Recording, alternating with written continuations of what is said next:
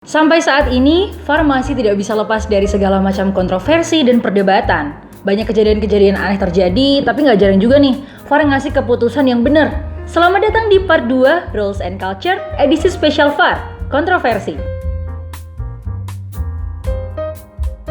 Salah satu contoh kejadian yang paling kontroversial terjadi pada musim 2020-2021 ketika Manchester United dihadiahi penalti melawan Brighton, padahal jelas-jelas wasit sudah meniup peluit panjang. Kejadian tersebut ternyata memang diperbolehkan dalam peraturan penggunaan VAR, di mana wasit boleh mengganti keputusan asal sesuai dengan 4 kejadian yang boleh direview seperti yang sudah dijelaskan, bahkan ketika pemain sudah meninggalkan lapangan. Syaratnya, wasit belum meninggalkan lapangan kecuali referee review area atau ke ruang ganti untuk memanggil pemain kembali ke lapangan. Meskipun diperbolehkan, hal itu mengundang perdebatan karena peraturan yang cukup aneh. Banyak pihak berpendapat bahwa seharusnya ketika peluit panjang dibunyikan, pertandingan sudah benar-benar selesai. Selain kontroversi Manchester United melawan Brighton, ada contoh lain yang menimbulkan keyakinan publik bahwa VAR mengambil keputusan yang salah. Kejadian yang dimaksud adalah tackle keras Jordan Pickford kepada Virgil van Dijk di Derby Merseyside awal musim 2020-2021 lalu. Saat itu, VAR hanya mengecek apakah Van Dijk berada di posisi offside dan tidak melakukan pengecekan atas tackle keras Pickford.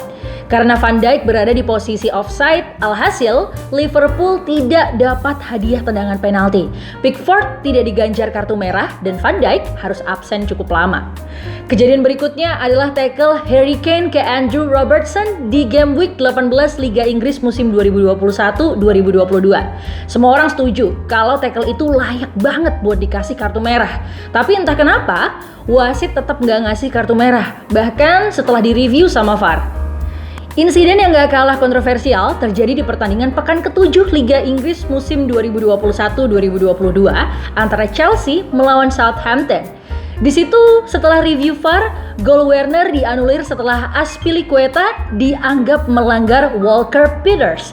Ada 2 hal yang dipermasalahkan di insiden ini. Yang pertama nih, banyak yang menganggap kalau itu bukan pelanggaran. Yang kedua, kejadian itu terjadi sudah sangat lama sebelum gol terjadi. Jadi, muncul pertanyaan, seberapa jauh VAR bisa ngelihat insiden buat menganulir gol? Gak ada yang tahu. Di lain sisi, gak sedikit juga kejadian di mana VAR berhasil mendeteksi hal yang sulit dilihat wasit yang bertugas di lapangan. Contohnya adalah gol Harry Kane ke gawang Southampton di pekan ke-20 Liga Inggris musim 2021-2022. Ketika itu, wasit di lapangan memutuskan bahwa gol Harry Kane sah. Namun, ketika direview oleh VAR, ditemukan bahwa bagian tubuh Harry Kane secara tipis sekali berada di belakang barisan pertahanan Southampton.